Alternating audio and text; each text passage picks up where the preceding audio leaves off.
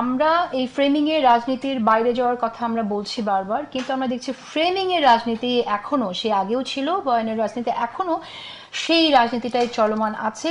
সেই জায়গা থেকে নতুন যে জিনিসটা এখন অ্যাড হয়েছে সেটা জামাতের একটা গ্র্যান্ড ন্যারেটিভ, সেটা ইসলামপন্থীদের মার্কা দাঁড়িপাল্লা, এবং ইসলাম এবার বিজয়ী হলে ইসলামিক কোনো দলের কোনো প্রার্থী না, ইসলামের বিজয় হবে, পার্লামেন্টে ইসলামের বিজয় হবে, সেরকম ন্যারেটিভ আমরা শুনছি। জামাতের গুরুত্বপূর্ণ নেতারা এরকম বক্তব্য দিচ্ছেন। আসলে তৃণমূলে এই ধরনের ন্যারেটিভ কতটুকু প্রভাব রাখবে বলে আপনার মনে হয় ডক্টর শান্ত? তার আগে একটু আপনাকে বলি যে এই যে ফ্রেমিংয়ের রাজনীতি ছিল, আছে এবং থাকবে, এবং কিছু জায়গায় থাকতেও হবে। বিএনপির যেসব দোষ ত্রুটি, চাঁদাবাজ, দখল, এর সঙ্গে তাদের অনেক নেতাকর্মী জড়িত, তার বিরুদ্ধে দলই ব্যবস্থা নিচ্ছে, কমিয়ে আনার চেষ্টা করছে, এটা তো সত্য। সুতরাং ওই ফ্রেমে তাদেরকে আপনি ফেলেন। ঠিক একইভাবে বাংলাদেশের জন্মের বিরোধিতা করার যে ফ্রেমের মধ্যে আবদ্ধ হয়ে আছে জামাত ইসলাম, তারা ভিন্ন ধরনের রাজনীতি করুক ভবিষ্যতে বা এখন করুক, সেটা প্রশংসিত হবে, কিন্তু ৭১-এর সেই ফ্রেম থেকে যারা বিরোধিতা করেছে তাদেরকে আপনি বের করে আনতে পারবেন?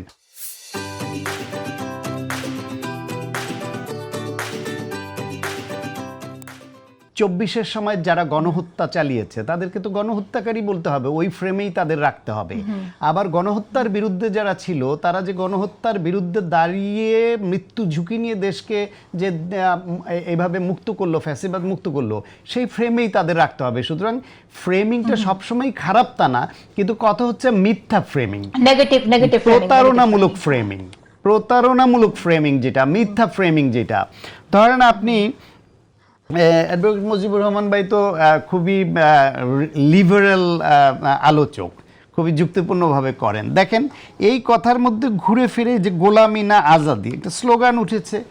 এখন গোলামি না আজাদি বলে আপনি ইঙ্গিত করবেন যে বিএনপির গোলামির রাজনীতি করছে, আর আমরা এই ইসলামপন্থীরা আমরা আজাদির রাজনীতি করছি, বা এনসিপি আজাদির রাজনীতি করছি। যদি এটা বলেন, তখন যদি বিএনপি বলে যে আপনার দলের আমির গত বছরের শুরুর দিকে ইন্ডিয়ার কূটনীতিকদের সঙ্গে গোপন বৈঠক করেছেন, এবং সেটা গোপন রেখেছেন কেন? কারণ ইন্ডিয়ার কূটনৈতিক বলছিল এটা প্রকাশ না করতে। ১ বছর পর প্রায় বা অনেক মাস পরে আপনার মনে হয়েছে এখন আপনি বলছেন, কিন্তু এত মাস কেন গোপন রেখেছিলেন? তাহলে আপনি ওইটা করলে সেটা আজাদি, গোপনে বৈঠক করলে ইন্ডিয়ার সঙ্গে, আর বিএনপি করলে সেটা গোলামি। আসলে প্রত্যেকেরই আধিপত্যবাদের বিরুদ্ধে অবস্থান ছিল, এটা অক্ষুণ্ণ থাকুক। মিটিং সবারই করতে হবে, কেউ প্রকাশ্যে করবে, কেউ গোপনে করবে, কিন্তু আমি করলে অসুবিধা নাই, আপনি করলে অসুবিধা। এই যে ধরেন জুলাই গণঅভ্যুত্থান নিয়ে বিএনপির বয়ান নাকি পরিষ্কার করতে হবে, বিএনপির বয়ান যদি আপনার কাছে বা কারো কাছে পরিষ্কার না থাকে, that is your problem, that is not the problem of BNP. কারণ বিএনপি তো তাদের বয়ান স্পষ্ট করেছে তাদের কাজ দিয়ে। আপনি দেখেন ১৬ বছর ধরে যে গুমের শিকার হয়েছে, সেই গুমের শিকারের ভুক্তভোগী কারা? মোস্টলি বিএনপি এবং জামায়াত ইসলাম। তার মধ্যে বিএনপির যারা ফেরত আসেনি, আমরা এর মধ্যে আমরা খুবই দুঃখজনক তবু বলতে হচ্ছে, এখনও যারা ফেরত আসেনি তারা হয়তো আর ফেরত আসবে না, বা তাদেরকে মেরে ফেলা হয়েছে হয়তো। সেই রকম সংখ্যা বিএনপিতে ৭৫%, জামাতে ২২%। তাহলে প্রধান দুইটা দল দুইটাই ভিকটিম হয়েছে। বড় যে সে বেশি ভিকটিম হয়েছে, ছোট যে সে কম ভিকটিম হয়েছে। এই ভিকটিম তো দুইটার কেউই তো বাদ যায় না। এখন এইখানে কি বিএনপিকে আবার প্রমাণ করতে হবে তাদেরকে, না গুমের শিকার আমরা হয়েছি?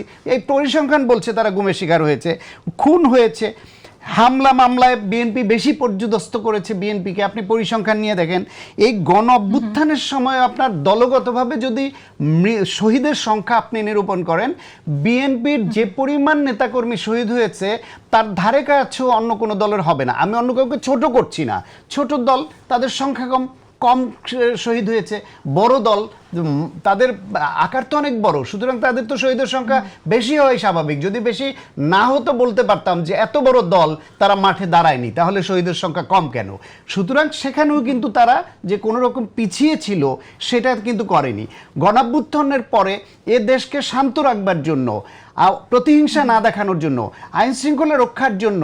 আওয়ামী লীগ যে ফ্যাসিবাদী কায়দায় এত নিপীড়ন চালাইছে, তার যে রিভেঞ্জ হতে পারতো, লাখ লাখ লোক মারা যেতে পারতো বলে আওয়ামী লীগের নেতারাই আশঙ্কা করছিলেন, তার বিরুদ্ধে বেগম খালেদা জিয়া, তারেক রহমান, জামায়াতের নেতারা যে আহ্বান জানিয়েছেন সেটা সবাই শুনেছে। তার পরবর্তীতে রাষ্ট্র নির্মাণের জন্য এখন যখন পলিটিক্যাল স্টেক হোল্ডার হয়, বিভিন্ন দল আলাদা, আদর্শ আলাদা, অবস্থান আলাদা, তখন তো ভিন্ন ভিন্ন বয়ান, একে অপরের বিরুদ্ধে কিছু কথা, প্রতিযোগিতা আসবেই। সেজন্য আপনি যদি সেটাকে এখন রিলেট করে বলেন যে বিএনপিকে 24-এর গণঅভ্যুত্থান প্রশ্নে অবস্থান পরিষ্কার করতে হবে।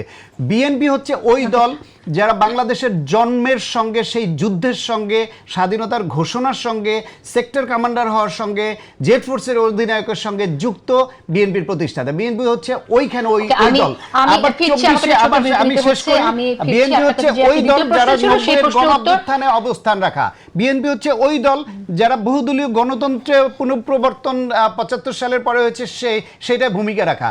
বিএনপি হচ্ছে ওই দল যারা সর্বশেষে গণঅভ্যুত্থানের 24-এ ভূমিকা রাখা। সুতরাং প্রতিটা ঐতিহাসিক রাজনৈতিক পট পরিবর্তনে পজিটিভ ভূমিকা রাখা দল আপনি একটাই পাবেন বাংলাদেশে, সেটা বিএনপি। সেটা আওয়ামী লীগও পাবেন না, সেটা জামাত ইসলাম পাবেন না, সেটা অন্য কোনো দল পাবেন না। তাহলে তাদেরকে তাদের অবস্থান, কাজ দিয়ে, ভূমিকা দিয়ে যারা স্পষ্ট করেছে, তাহলে আর কি বয়ান দিয়ে তাদের স্পষ্ট করতে হবে বলেন? এই যে ন্যারেটিভের আরেকটি পার্ট আমরা কথা বলছিলাম, যে ইসলামপন্থীদের মার্কা দাঁড়িপাল্লা, এটা আসলে তৃণমূলে কতটুকু প্রভাব রাখতে পারে বলে আপনার কাছে মনে হয়? এইটা প্রভাব রাখবে না। দেখেন, বাংলাদেশে ধর্ম নিয়ে, ধর্মভিত্তিক রাজনীতি যে দলগুলো করে, সেটা তো আজকে নতুন করে না, অতীত করেছে। তাই বলে কি বাংলাদেশের ধর্মপ্রাণ সব মুসলমান তাদের ওই বয়ান গ্রহণ করে ইসলামপন্থী দলগুলোকে সবাই ভোট দিয়েছে? ভোটের রাজনীতি ওইটা না। কিন্তু আমরা তো জামায়াতিদের এরকম বলতে শুনছি যে এবার আসলে কোনো প্রার্থী পার্লামেন্টে যাবে না, এবার যদি দাঁড়িপাল্লা বিজয় হয় তাহলে ইসলাম পার্লামেন্টে যাবে, ইসলামের বিজয় হবে। এটা যে তাদের ভুল বয়ান, ভুল ন্যারেটিভ, ভুল দাবি, এটা দেশের মানুষ বারবার প্রমাণ করেছে। কারণ এদেশের মেজরিটি মানুষ ধর্মপ্রাণ মুসলমান।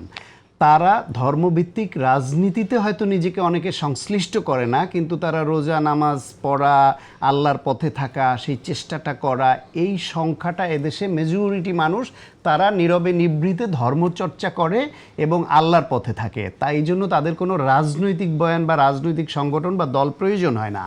জামায়াত যেই বয়ানটা আজকে আনছে, এটা আজকে নতুন আনিনি, এটা অতীত এরকম বয়ান তাদের ছিল, কিন্তু সেই বয়ান তো এদেশের মানুষ গ্রহণ করেনি। এদেশের সাধারণ মানুষ তারা ধর্মকে এক জায়গায় রাখে আর রাজনীতিকে অন্য জায়গায়, বা তাদের নেতা নির্বাচন অন্য জায়গায় রাখে। বরং এইটা বুমেরাং হয় অনেকের জন্য। শেখ হাসিনা যখন হিজাব পরে তসবিহ হাতে নিয়ে একটা নির্বাচনের আগে যখন এই বেশ ধরে পোস্টার করে সারা দেশ ছড়িয়ে দিয়েছিল, সেইখানে সাময়িক সুবিধা পেলেও পরে কিন্তু তিনি প্রতারক হিসেবে ধর্ম নিয়ে সাধারণের অনুভূতির সঙ্গে প্রতারণায় অভিযুক্ত হয়েছেন। কারণ সেই হিজাব তিনি রাখেননি, সেই তসবিহ হাতে তিনি থাকেননি। সুতরাং ধর্ম নিয়ে এরকম প্রতারণা করারও অনেক ঘটনা অতীতে আছে। এবং ইসলামপন্থী দলগুলোর মধ্যেই আপনি দেখবেন জামায়াত এই কথা বলছে, আবার হেফাজতে ইসলামের আবার সম্ভবত নায়েবে আমির উনি যিনি বলছেন যে এই জামায়াত ইসলামের যে ইসলাম চর্চা করে এটা কোনো ইসলামী না, এবং এদেরকে ভোট দিলে, এরা নির্বাচিত হইলে দেশে ইসলাম থাকবে না। এখন এটা যিনি বলছেন তিনিও তো ইসলামের খেদমতগার এবং কোনো না কোনো তিনি তো আল্লাহওয়ালা লোক। সুতরাং ইসলাম ধর্ম নিয়ে রাজনীতি করাদের মধ্যেই তো এই বিভেদটা আছে। আজকে যে এখন জোট হয়েছে যে বাংলাদেশ ইসলামী শাসনতন্ত্র আন্দোলন বাংলাদেশ, যেটা মানে এই জোটটা হয়েছে ইসলামী আন্দোলন বাংলাদেশ আর হচ্ছে জামাত ইসলাম, এই দুইটা দলই অতীতে একে অপরকে ইসলাম বলেই স্বীকার করতে চাইতো না। আবার এখন জোট হয়েছে, আবার জোট ভেঙে গেলে হয়তো একে অপরকে আবার একজন আরেকজনকে আবার মুরতাদ ঘোষণাও করে দিতে পারে, বলা যায় না। সুতরাং ইসলামপন্থীদের মধ্যে নিজেদের মধ্যেই তো মিল নাই, কারণ এক হয়ে তারা এক বয়ানে এগোতে পারে না। তো ইসলাম ধর্মচর্চা, সাধারণের অনুভূতি এক জিনিস, আর এটা নিয়ে যে তারা রাজনীতি করে, বাড়াবাড়ি করে, তারা অন্য জিনিস। বরং আপনি দেখবেন জামায়াতের নেতাদের এই বক্তব্যের জন্য জামায়াত ক্ষতিগ্রস্ত হবে, যে তারা যে বলছে যে বেহেশতে যেতে হলে দাঁড়িপাল্লায় ভোট দিতে হবে, এই বক্তব্য যারা বলছে তারা সাধারণ ধর্মপ্রাণ মানুষ বরং এটা আহত হবে যে কি ওদের ভোট না দিলে আমরা ভেস্তে যেতে পারবো না, এত বড় কথা ওরা বলছে, যা দিবই না ওদের ভোট, দেখি ওরা কি করে, ওরাই ভেস্তে যাক।